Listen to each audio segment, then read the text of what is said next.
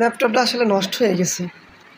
এই দেখেন যে এটা দিচ্ছি, এটা আলো পাচ্ছে, তো এখানে চাপ দিচ্ছি,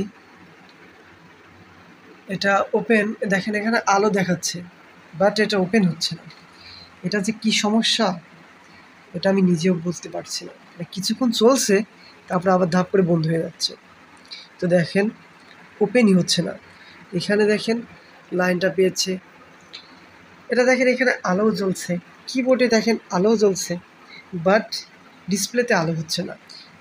যদিও বা হচ্ছিল, হঠাৎ করে বন্ধ হয়ে গেছে, আর অন হচ্ছে না।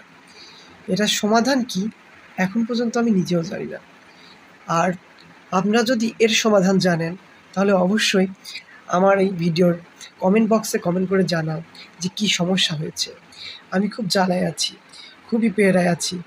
হ্যাঁ, তোমরা যদি আমার এই সমস্যাটা সমাধান করে দিতে পারো তাহলে আমি অনেক উপকারিতা পাবো।